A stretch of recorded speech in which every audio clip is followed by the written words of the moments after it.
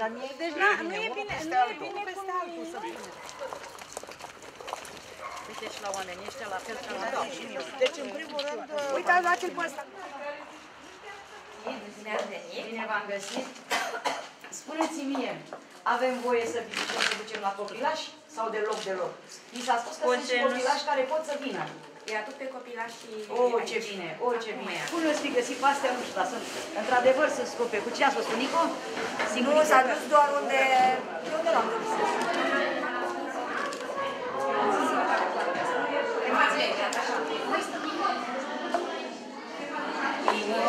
Da.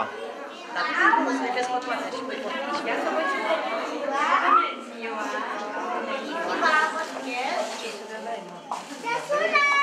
Decât să venim să le aducem un strop de bucurie, oferindu-le de Sfintele Sărbători Pascale, produsele noastre tradiționale.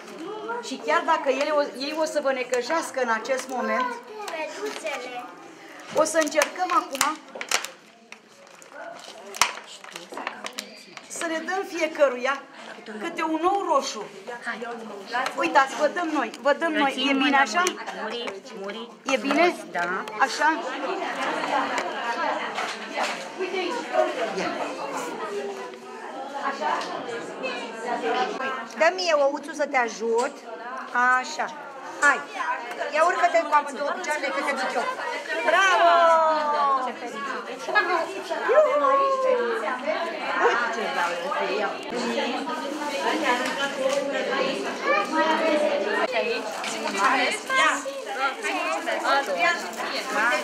Uite ție, uite aici de...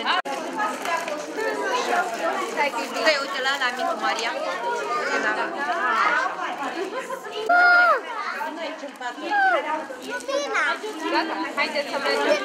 Să vă binecuvânteze familiile dumneavoastră, să vă dea dumneavoastră sănătate, să vă aducă pace în casă, liniște, ca să puteți să-i îngrijiți și pe acești copilași care au nevoie cel mai mult de dragostea noastră.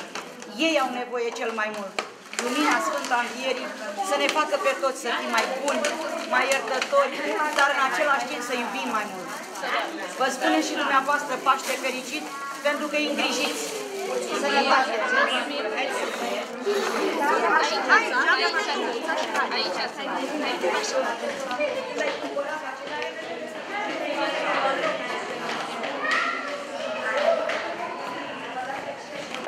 De fata mea frumoasă! Copilași, ceilalți. Să fii sănătos. Și nu știm dacă miei de acolo vă vor ajuta să pregătiți toate câte trebuie. Dar ciorba de Paște pe masă, exact. Da? Să fii sănătos, vă mulțumim. Și dumneavoastră și echipa dumneavoastră. Sănătate!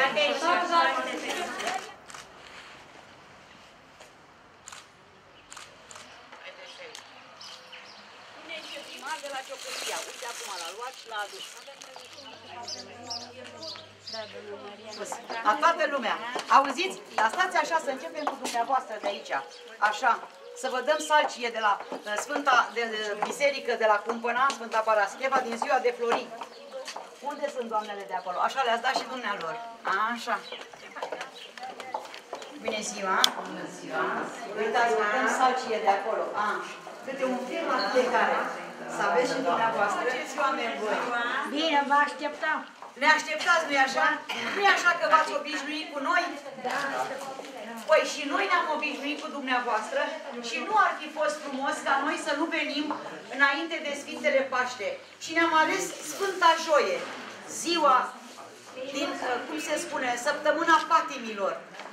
Oameni buni, venim din nou cu dragoste, femeile social-democrate din județul Constanța. Puneți-le aici. Am înțeles. Venim să vă putem aduce, în primul rând, încă din Duminica Florilor, salcie. Salcie de la Biserica din Comuna Cumpăna, pentru că așa este frumos, să dăm la toată lumea, să aibă toată lumea. Ana, sănătate, Ana. Sănătate și te presășesc cu drag. Noi vrem să vă spunem sănătate încă o dată, să vă dorim să aveți parte, eu dintotdeauna am spus, cel mai mult și cel mai mult, de vizitele celor dragi, de vizitele celor care sunt acasă, de cei dragi dumneavoastră, de rudele dumneavoastră. Atât vă doresc, să fiți sănătoși și în zilele acestea sfinte de Paște să fiți vizitați de familie. Pentru că acum vă aflați într-o altă familie. Aici, doamnele, nu sunt altceva decât familia dumneavoastră din totdeauna. Nu punem în pachețele decât cozonacul. Cozonacul de care știe toată lumea că e tradițional de Paște. Ouăle roșii, da? Dar în același timp punem și fructe, da? Și un suc, ca să puteți să serviți. Ce mai aveți acolo? 3 miei pe care să poată să vi pregătească gospodinele de aici și să le puteți avea pe masă în ziua sfântă a Paștelui. Venim cu mult drag la dumneavoastră, așa cum venim în fiecare an cu ocazia sărbătorilor pascale, să vă dorim produsele tradiționale Sfântului Paște și să vă urăm multă sănătate, un Paște fericit, un Paște liniștit, alături de personalul acestei instituții care are grijă de dumneavoastră. Vă doresc multă sănătate și tot ceea ce vă doresc dumneavoastră. Și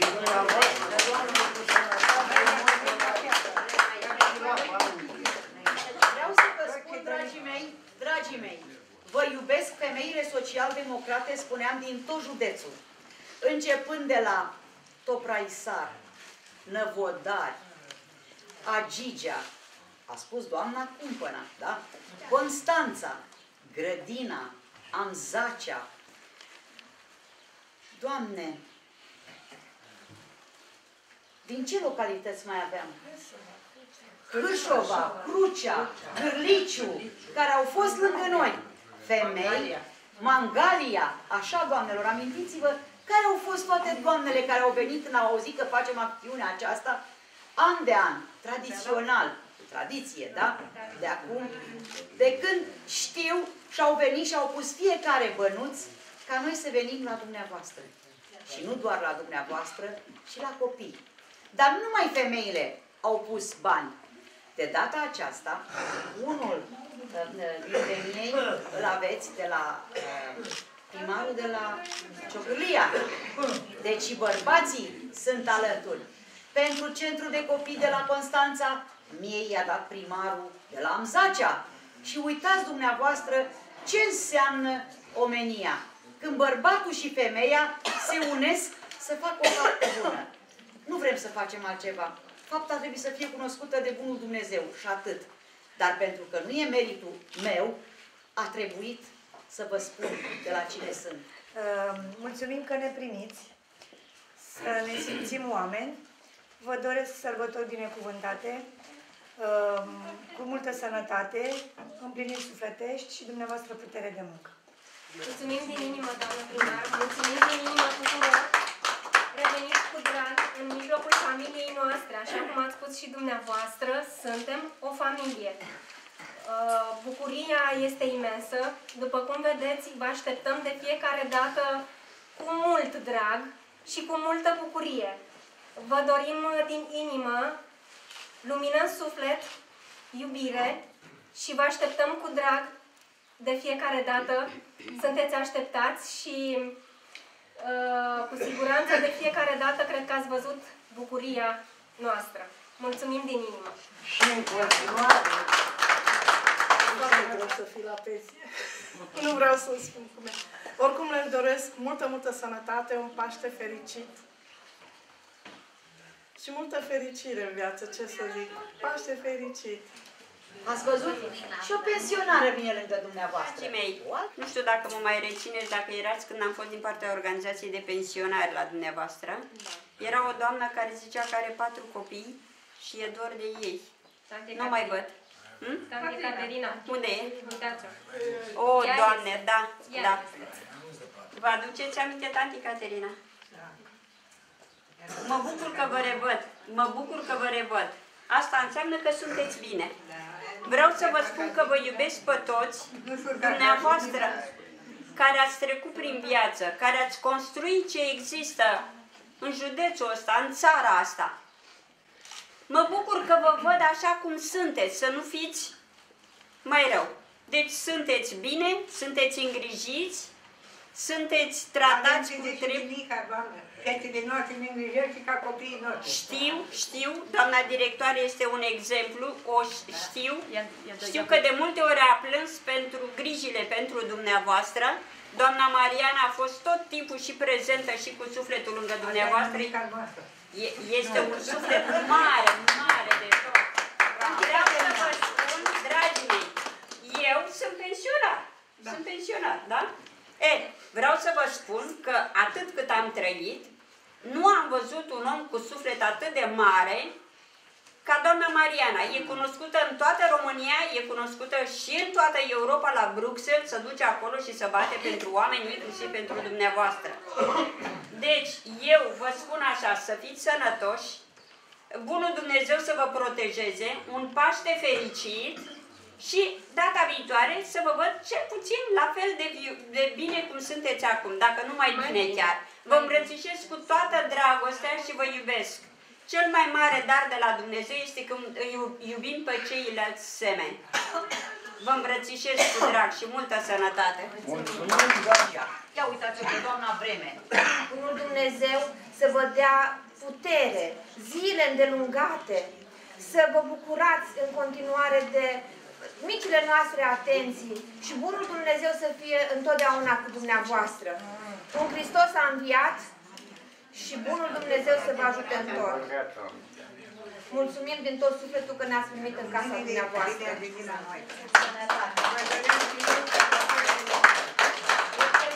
Suntem în săptămâna patimilor și prima noastră grijă a femeilor social-democrate din localitățile pe care doamna le-a pomenit a fost acela de a pune suflet în câte o punguliță și să vă înmânăm dumneavoastră, să fiți sănătoși, să vă găsim de fiecare dată la fel de bine dispuși și la fel de dornici de a ne revedea. Vă doresc Paște fericit și lumină în suflete, iar personalului care vă îngrijește să aibă aceeași dăruire sufletească pe care a dovedit-o și până acum și să aibă grijă de sufletele dumneavoastră. Noi vă mulțumim. Cu prima ocazie, la fel de vesel să vă găsim.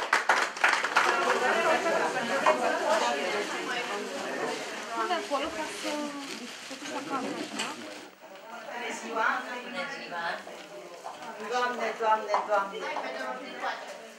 Stați acolo, nu vă ridicați. Stați că vă aducem noi pentru Sfânta Sărbătoare a Paștelui. Vă aducem un pachetel aici, da?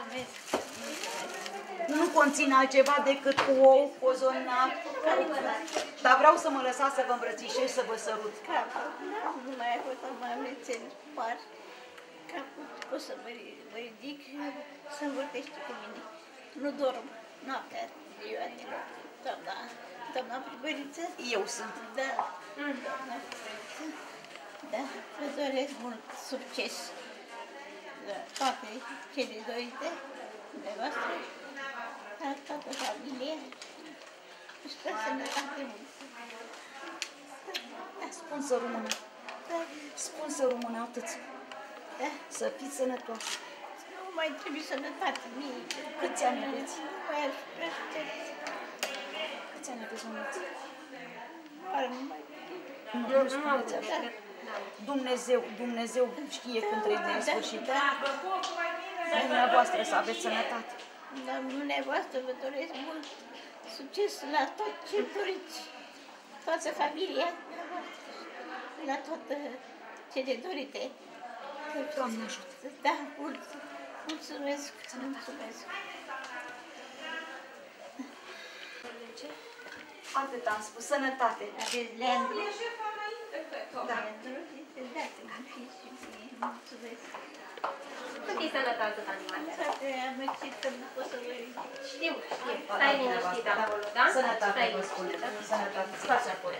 Stați acolo, sănătoasă. Sănătate, vă spun. Sănătoasă, să facă Și dumneavoastră. mai bucurit. Și dumneavoastră. Mulțumim mult. Hai. Ușor, ușor. Gata. Ți-era dor. Știu că ți-era. Ce? Da, ne-am văzut. Hai. Hai la pat ușor. Hai aici, ușor la pat. Hai. PSD din Constanța, din partea doamnei primar Mariana Găju. Bună ziua! Din partea organizației de femei PSD Constanța, din partea doamnei primar Mariana Găju, multă sănătate și Paște fericit!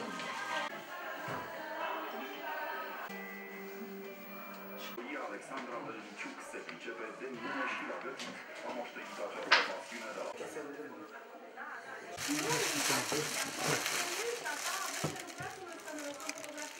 Merg acolo, băi, sigur. Și cu sucul pe masă. De vedere, Aurică.